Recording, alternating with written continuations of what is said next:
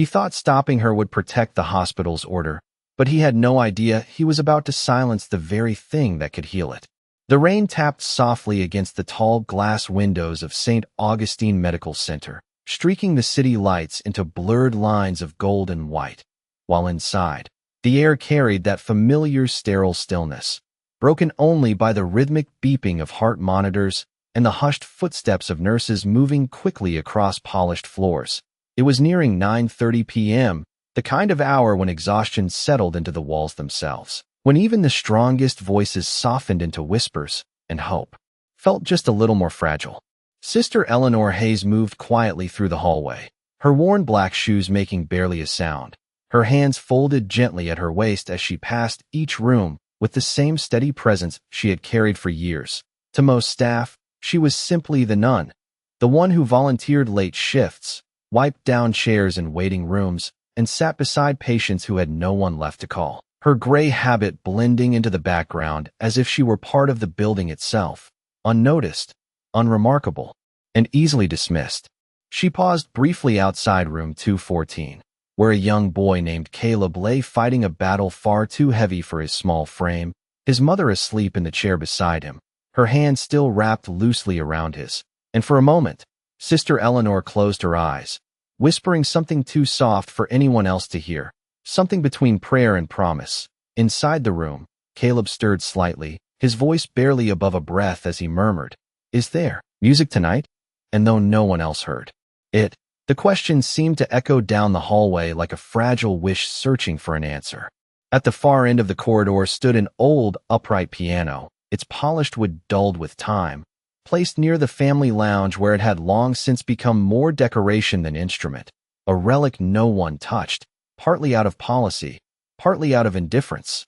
A small sign taped above it read, "For display only, do not use," its edges curling slightly, as if even the rule itself was growing tired of being enforced.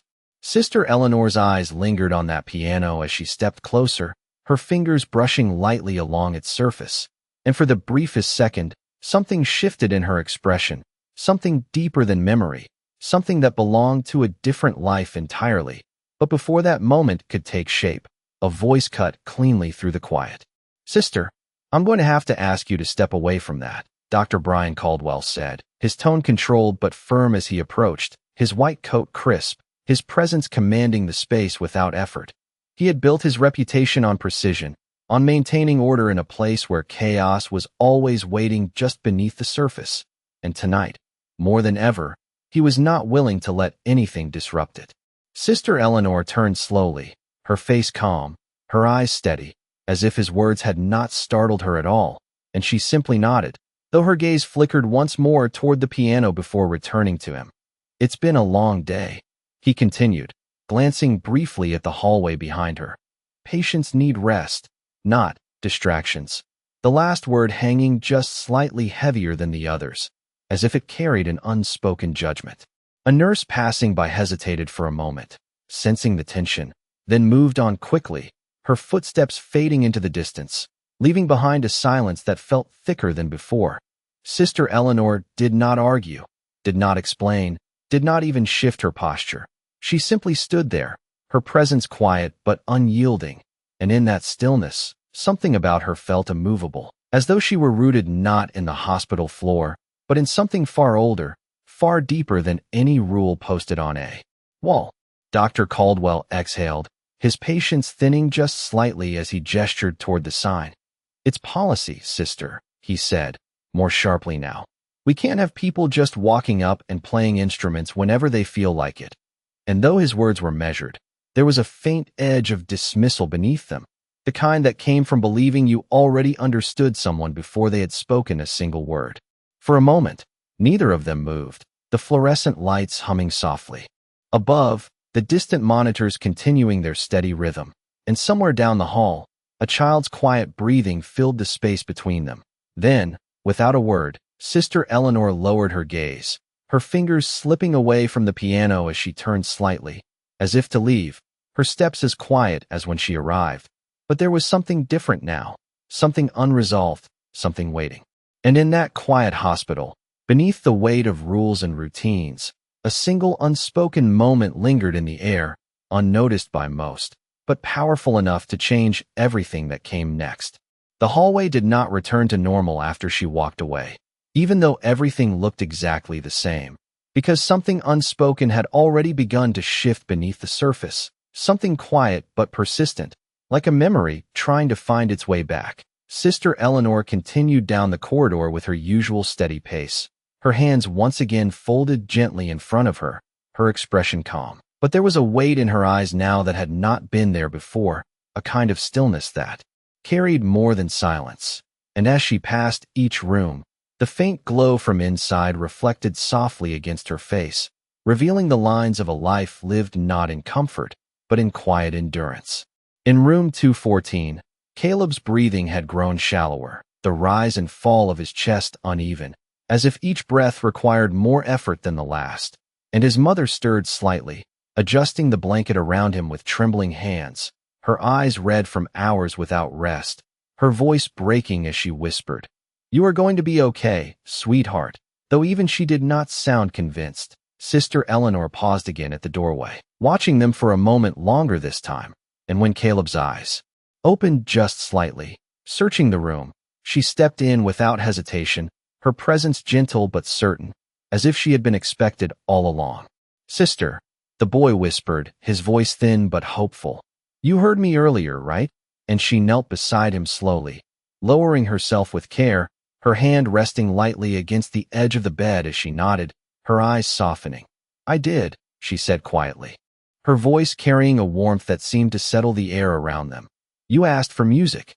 Caleb swallowed, his gaze drifting toward the doorway as if he already knew the answer. "They will not let you play, will they?" And for a moment, Sister Eleanor did not respond, not because she did not know what to say, but because she understood what the question truly meant. It was not about permission, it was about hope, about whether something beautiful could still exist in a place filled with so much uncertainty. Outside the room, Dr. Caldwell stood at the nurse's station, reviewing charts with practiced efficiency, his pen moving quickly across the paper, his mind focused entirely on numbers, dosages, and schedules, the measurable things he could control, because in his world, control was the only way to maintain order, and order was the only way to keep everything from falling apart.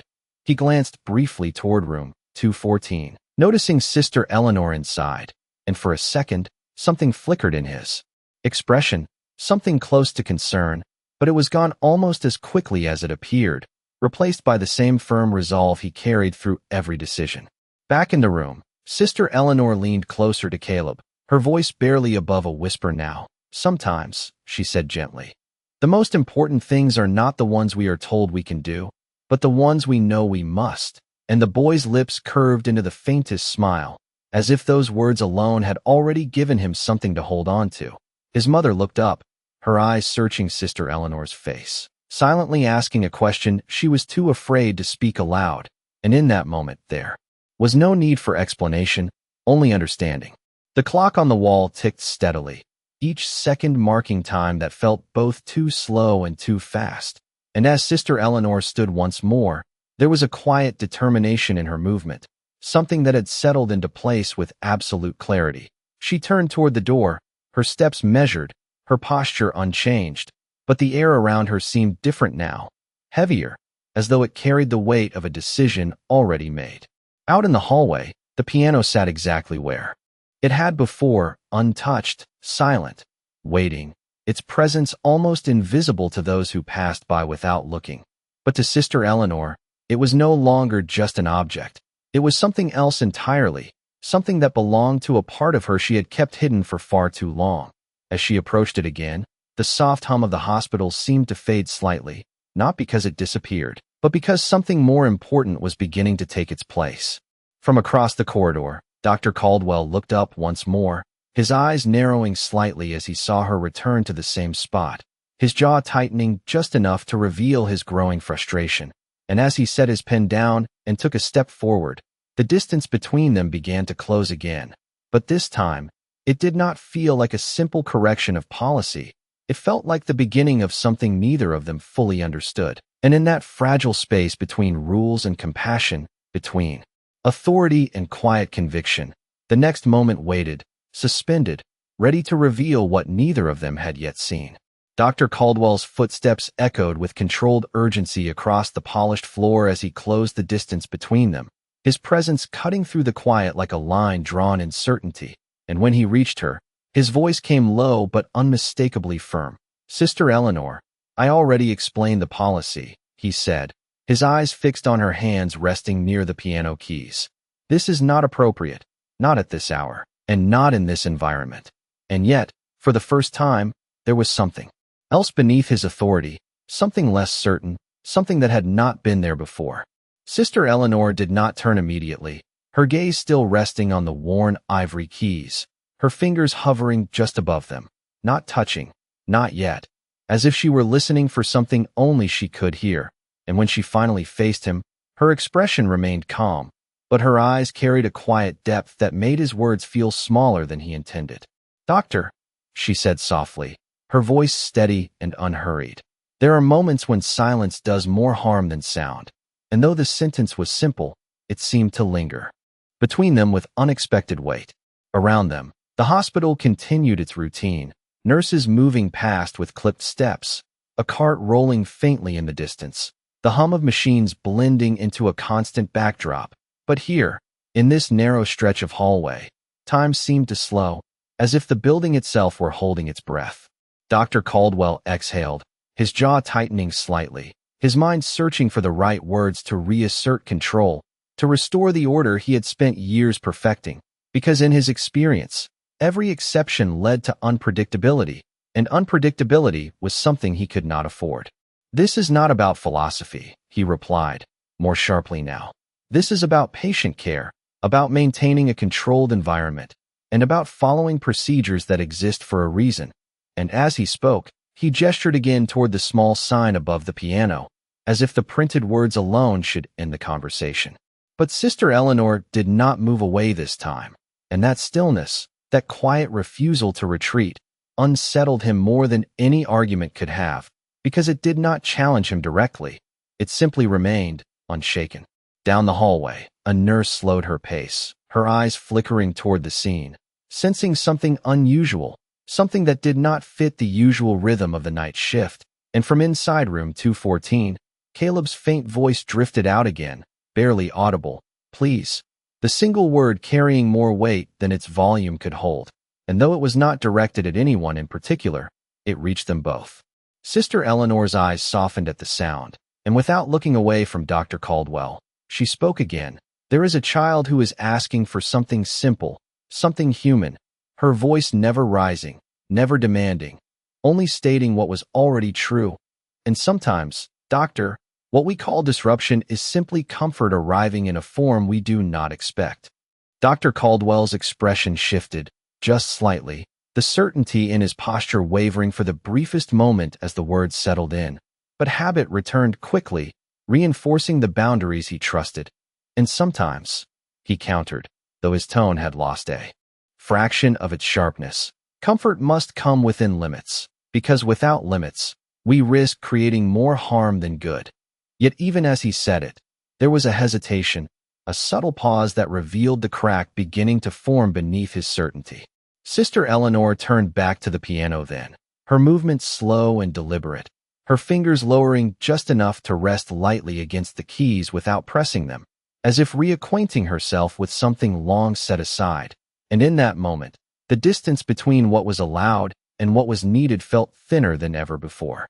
The hallway grew quieter, not because the hospital had changed, but because attention had shifted, drawn toward this small, unfolding moment that carried more weight than anyone expected. And as Dr. Caldwell stood there, watching her, something unfamiliar stirred within him, not agreement, not yet, but something closer to doubt. The clock ticked softly on the wall, marking each second with quiet persistence, and somewhere behind them, a monitor beeped steadily, grounding the moment in reality. But here, beside the silent piano, the air felt charged with something waiting to be released, something that could not be measured or documented, only felt. And as Sister Eleanor's fingers rested against the keys, unmoving but ready, the line between obedience and compassion began to blur, leaving behind a silence that no policy could fully contain.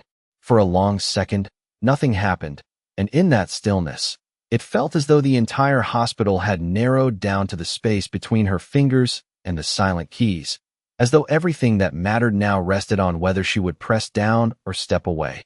Dr. Caldwell stood just a few feet behind her, his posture rigid, his eyes fixed on her hands, waiting for her to comply, waiting for her to respect the boundary he had drawn. But something in the air told him this moment was no longer his to control. Sister Eleanor inhaled slowly, a quiet breath that seemed to gather years within it. And then, without looking back, without asking again, she pressed the first key. The note was soft, almost fragile, barely louder than the hum of the lights above, but it carried a clarity that cut through the background noise with unexpected precision, and for a brief instant, it seemed as though the hospital itself paused, unsure of how to respond. Dr. Caldwell's expression hardened at first, his instinctive reaction rising immediately, ready to stop her, to enforce the rule he had already made clear.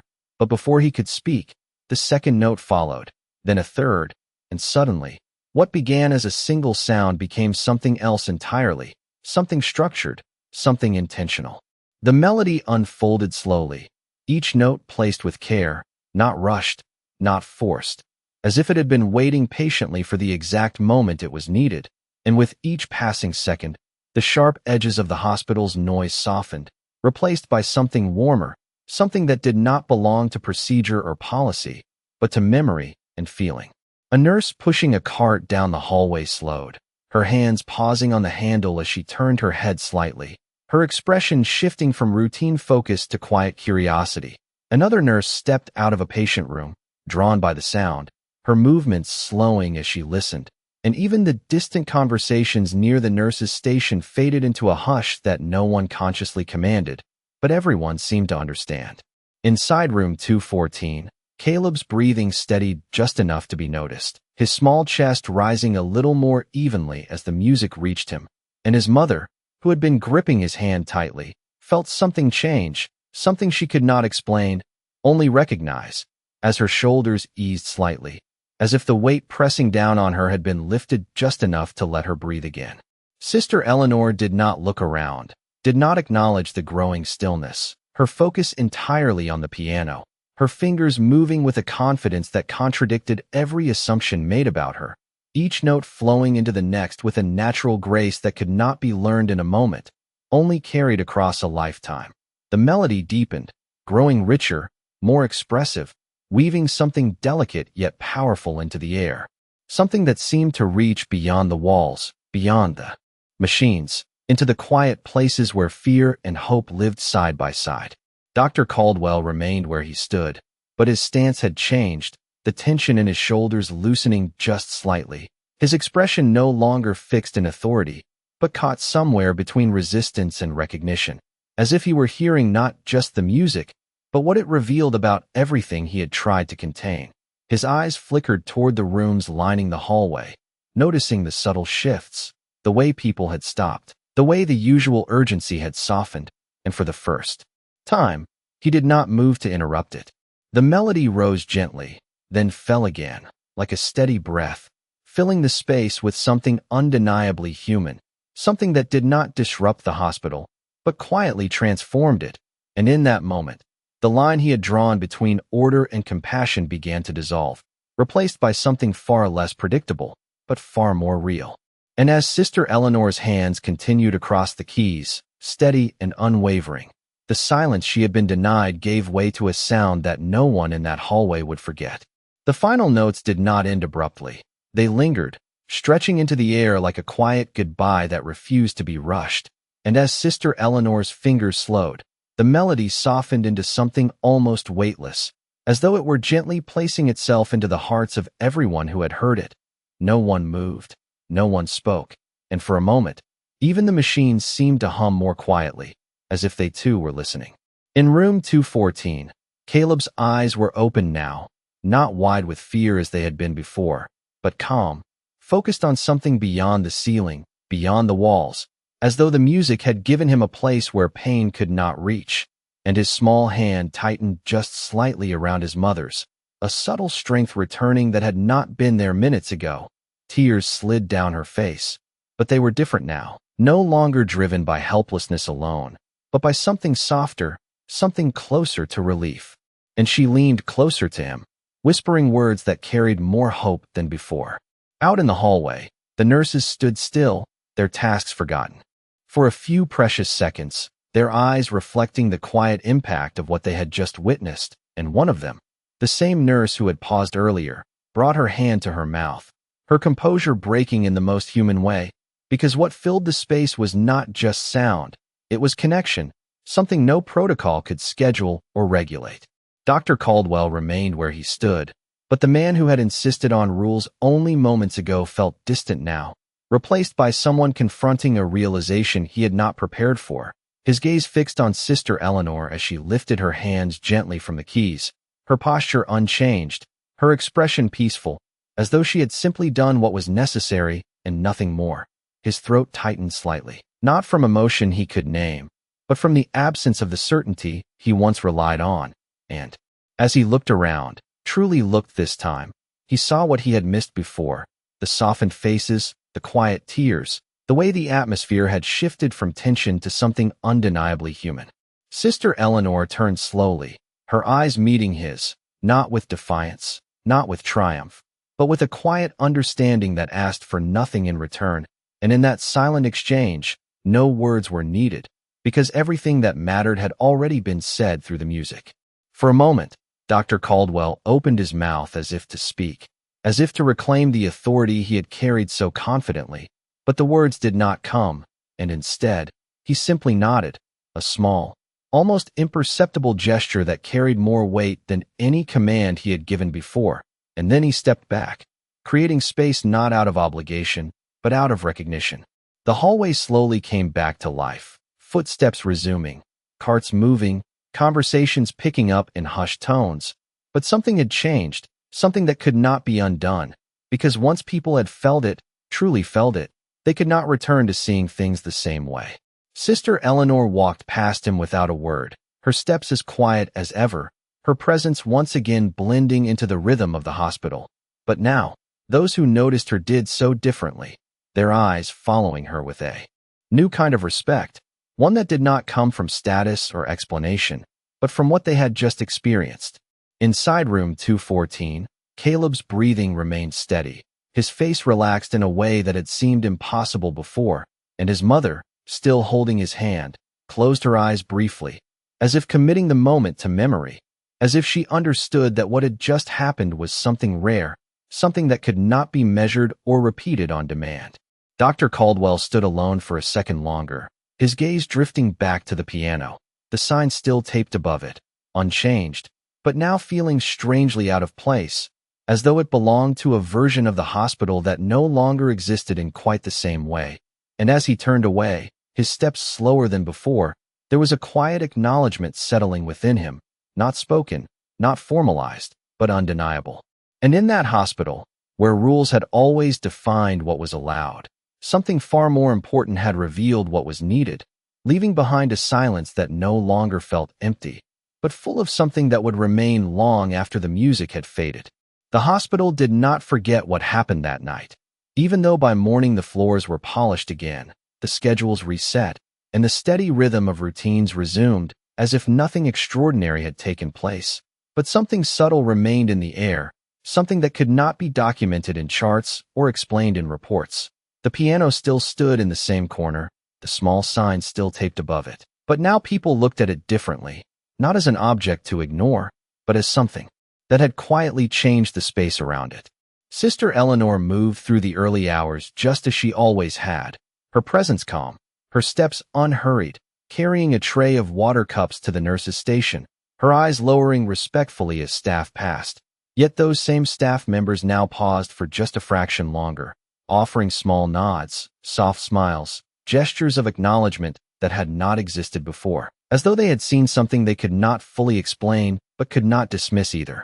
In room 214, Caleb rested more peacefully than he had in days, his breathing steady, his face no longer drawn with the same tension, and his mother, still seated beside him, watched him with a quiet gratitude that filled the space, her hand brushing gently against his hair, as if she were afraid the moment might disappear if she moved too quickly. When Sister Eleanor stepped quietly into the room, the woman looked up immediately, her eyes meeting hers with an expression that carried more than words ever could. And though she opened her mouth to speak, no sound came out, only a soft nod that said everything necessary. Sister Eleanor returned the gesture with the same quiet grace, her voice gentle as she asked, "How is he this morning?" And the woman's voice trembled slightly as she answered, "He slept, really slept." The words simple, but the meaning behind them unmistakable, because in a place where rest was often interrupted by pain or fear, even a few hours of peace felt like a miracle. Down the hallway, Dr. Caldwell stood near the nurse's station, reviewing updates from the night shift, his expression composed as always, but there was a difference in the way he listened now, a slight pause before responding, a subtle shift in the way his eyes moved from one detail to another, as though he were no longer looking only for what could be measured, but for something else, something he had not considered before. When one of the nurses mentioned how calm the floor had been overnight, how patients seemed more settled, he nodded, but did not interrupt, did not reduce it to coincidence, and for a moment, he allowed the observation to exist without needing to explain it away. His gaze drifted down the hallway, landing briefly on the piano, and then, almost instinctively, toward room 214, and something in his posture softened, not visibly enough for others to notice, but enough for him to feel it, enough to recognize that the certainty he once held so tightly had shifted into something more open, more uncertain, but also more aware. Later that morning, as the sunlight filtered through the large windows, casting soft patterns across the floor, Sister Eleanor passed by the piano once more, her eyes lingering for just a moment before continuing on, not stopping, not reaching out, as if she understood that what had needed to happen had already taken place, and there was no need to repeat it for recognition or validation. A young nurse approached her quietly, hesitating for a second before speaking. "Sister, last night," she began, her voice unsure, as though she were trying to find the right way to describe something beyond her usual language. I have never seen anything like it." And Sister Eleanor simply smiled, a small, gentle expression that carried no pride, only humility. "Sometimes," she replied softly, "we are not meant to understand everything, only to be present when it matters." The nurse nodded slowly, absorbing the words, and as she walked away, she glanced back at the piano, not with curiosity now, but with respect. Dr. Caldwell watched this exchange from a distance, his thoughts quieter than usual, his usual instinct to organize and define replaced by a willingness to let certain moments remain undefined. And as he turned back to his work, there was a subtle but undeniable change in the way he carried himself, not a loss of authority, but a deeper understanding of what it meant to use it.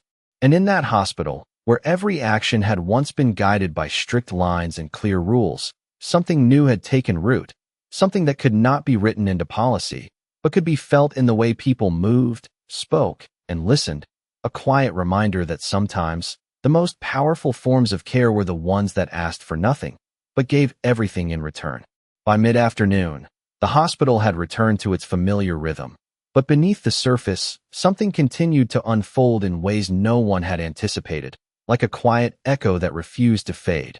Conversations carried a softer tone, footsteps seemed less hurried, and even the usual tension that filled the air in moments of uncertainty felt slightly eased, as though the building itself had learned how to breathe differently. In room 214, sunlight filtered gently through the blinds, casting warm lines across the bed, where Caleb now sat propped up slightly, his strength not fully returned, but present enough to be noticed. His eyes clearer, his voice steadier as he spoke in short sentences with his mother, who listened as if every word mattered more than anything else in the world. When Sister Eleanor entered, he turned toward her immediately, a small but genuine smile forming on his face. And though he did not say much, the way his eyes held hers spoke volumes, a quiet recognition of something shared, something that had reached him when he needed it most. "You played for me," he said softly, not as a question, but as a simple truth, and Sister Eleanor nodded, her expression gentle. "I did," she replied, her voice carrying the same calm warmth that had filled the hallway the night before. "And you listened." His mother looked between them, her eyes still carrying traces of exhaustion, but now mixed with something steadier, something hopeful, and she reached out, taking Sister Eleanor's hand briefly, her grip firm despite its tremble. "Thank you," she whispered, the words quiet but filled with meaning that extended far beyond a single moment. Down the hall, word of what had happened the night before had begun to spread, not through announcements or official channels, but through small conversations, shared glances, and quiet retellings among staff who had witnessed it or heard about it from those who had. A nurse described how the entire floor had fallen silent. Another spoke about the way patients seemed calmer, and though no one exaggerated, no one needed to, because the impact had been undeniable in its simplicity. Dr. Caldwell listened to these fragments as he moved between responsibilities, his usual focus intact, but now accompanied by a growing awareness that something important had taken place beyond his understanding of procedure. And as he paused near the piano once more, his eyes resting on it longer than before, he noticed details he had never cared to see: the slight wear on the keys, the subtle imperfections in the wood, signs that it had once been used, once been meaningful, long before it became something to ignore. A senior administrator approached him later that day, her tone measured but curious. "I heard there was some activity last night involving the piano," she said carefully, as if testing how he would respond.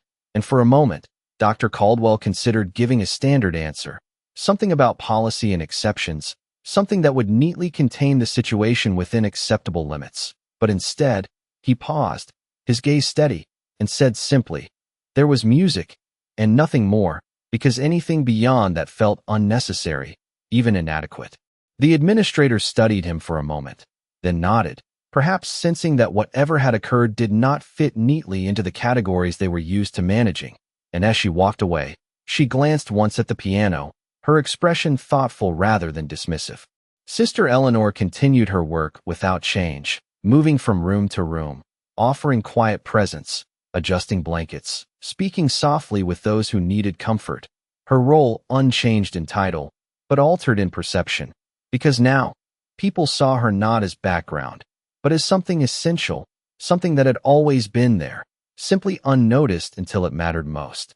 In the late afternoon, as the light began to shift, casting longer shadows across the hallway, Dr. Caldwell found himself standing near room 214 once again, his hand resting lightly against the doorframe as he observed Caleb speaking quietly with his mother.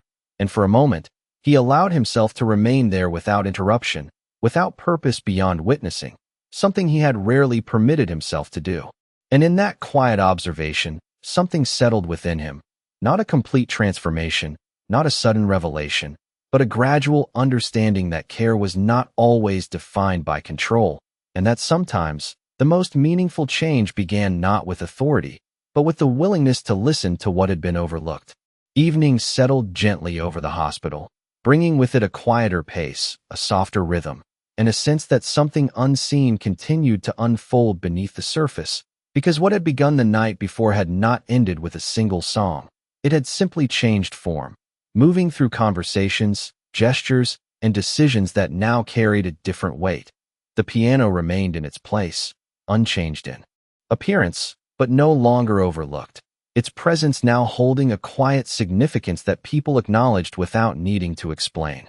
Sister Eleanor moved through the corridors as she always had, her steps measured, her hands steady, but now there was a subtle awareness in the way others responded to her, a respect that did not come from titles or authority, but from recognition, from having witnessed something that revealed more than words ever could. As she passed the nurse's station, conversations softened, and a few staff members paused to offer quiet greetings, their voices warmer, their eyes lingering just a moment longer, as if they were still processing what they had felt rather than what they had seen. In room 214, Caleb sat a little more upright than before, his strength still fragile, but growing, and as he spoke with his mother, there was a lightness in his tone that had not been there days earlier, a small but undeniable shift that changed the atmosphere of the room. When Sister Eleanor entered, he looked toward her immediately, his expression brightening, and this time, he did not hesitate. "Will you play again?" he asked, his voice carrying both hope and certainty, as if he already knew the answer, and for a moment, the question hung in the air, not as a challenge, but as an invitation. Sister Eleanor smiled gently, her eyes reflecting both kindness and understanding, and before she could respond, a voice from the doorway spoke, calm but clear. "If she does, it will be with permission." And when they turned, Dr. Caldwell stood there, his posture composed, but his expression different, no longer guarded in the same way, no longer defined solely by control. He stepped into the room slowly, his gaze moving from Caleb to his mother, and finally to Sister Eleanor. And in that brief silence, it became clear that something within him had shifted, not completely, not dramatically, but enough to change the way he stood in that moment. Caleb's mother watched him carefully, unsure of what would follow, but sensing that this was not the same man who had stood in the hallway the night before. And as Dr. Caldwell continued, his voice carried a steadiness that no longer resisted what he had witnessed. "We will make sure it is appropriate," he said, choosing his words carefully, "for the patients, for the environment." But there was no dismissal in his tone now, no underlying judgment, only a quiet attempt to balance what he understood with what he had learned. Sister Eleanor met his gaze, her expression calm as always, and nodded slightly, not in submission, but in acknowledgement. And in that simple exchange, the tension that had once existed between them dissolved into something else entirely, something closer to mutual understanding. Later that evening, a small group gathered near the piano, not by announcement, but by quiet agreement. Nurses finishing their shifts, a few patients able to leave their rooms, and even staff members who had only heard about the moment but felt drawn to it nonetheless, their presence respectful, their voices hushed, as if they understood they were part of something delicate. Dr. Caldwell stood at the edge of the gathering, not at the center, not directing, but observing, allowing the moment to unfold without imposing structure upon it. And as Sister Eleanor took her place at the piano once more, her hands resting gently above the keys, there was no need for instruction, no need for explanation, because everyone present understood the significance of what was about to happen. The first note rose again, clear and steady, and this time, it did not feel like defiance. It felt like permission, not granted by authority alone, but by a shared recognition that something meaningful had been found and was worth allowing to exist. The melody carried through the space, not louder than before, not more elaborate, but deeper, enriched by the understanding that had formed between those who listened. And as it unfolded, the room did not fall silent out of surprise, but out of respect, a quiet agreement that this was something to be experienced, not interrupted. And as Dr. Caldwell stood there, his eyes fixed on the scene, he realized that what had once felt like a disruption had become something else entirely, something that did not weaken the order he had worked so hard to maintain, but strengthened it in a way he had never considered, by reminding him that true care was not only about control, but about knowing when to allow something greater to take its place. The final note lingered longer than anyone expected, not because it was held, but because no one was ready to let it go. And as it slowly dissolved into the quiet of the hospital, there was a stillness that followed, not empty, but full, as though something invisible had settled into place, something that would remain long after the sound itself had faded. No one moved at first, no one spoke, and in that shared silence, there was an understanding that what had just happened could not be reduced to a moment. It had become something more enduring. Sister Eleanor's hands rested gently in her lap as she stepped back from the piano, her posture unchanged, her expression calm, as if she had simply completed something ordinary. Yet the room around her carried the weight of something extraordinary, something that had reached each person in a way they could not fully describe. Caleb sat quietly nearby, his small frame relaxed, his eyes no longer searching, but peaceful. And when he looked at her, there was no fear, only a quiet gratitude that needed no words. His mother held him close, her tears falling softly, not from despair, but from a deep sense of relief, the kind that comes when something shifts inside in a way that cannot be undone.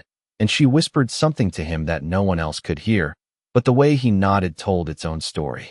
The nurses stood in a loose circle, their usual roles set aside for the moment, their faces reflecting something softer than duty, something closer to connection, and one by one, they began to move again, not abruptly, but gently, as though they were carrying the moment with them into whatever came next. Dr. Caldwell remained near the edge of the room, his gaze steady, his posture no longer rigid. And as he watched Sister Eleanor step away from the piano, he felt something settle within him, not as a loss of control, but as a quiet expansion of understanding, a realization that the structure he had relied on was not diminished by what had occurred, but completed by it in a way he had never allowed himself to consider. When their eyes met briefly, he gave a small nod, not as authority, but as respect, and in that simple gesture, the distance between them disappeared entirely. Later, as the gathering slowly dispersed and the hospital returned once more to its rhythm, the piano remained where it had always been, but now it carried a presence that no sign could define, and without a word, Dr. Caldwell reached up and removed the small notice that had once restricted it, his hand steady, his expression thoughtful, as he folded the paper and set it aside, not making an announcement, not calling attention to the act, because he understood that some changes did not need to be declared to be real. Sister Eleanor passed by him quietly, her steps as light as ever, and though she said nothing, there was a sense of completion in the way she moved, as if she had fulfilled something she had carried for a long time, and now it was no longer hers alone. It belonged to the space, to the people, to the memory of what had been shared. In room 214, Caleb drifted into a peaceful sleep, his breathing steady, his face calm, and his mother remained beside him, her hand resting gently over his, her eyes closing briefly as she allowed herself to rest as well, the tension that had once filled the room replaced by something softer, something enduring. The hospital continued, as it always would, with schedules and procedures and responsibilities, but beneath it all, something had changed in a way that could not be undone, because once people had witnessed what it meant to truly listen, to truly allow, they could not return to seeing silence as the only form of order. And in that quiet place, where rules had once defined every action, something greater had revealed itself, not through force, not through demand, but through a simple act of courage and compassion, leaving behind a truth that would remain long after the moment had passed, that dignity does not ask for permission. It simply shows itself when it matters most.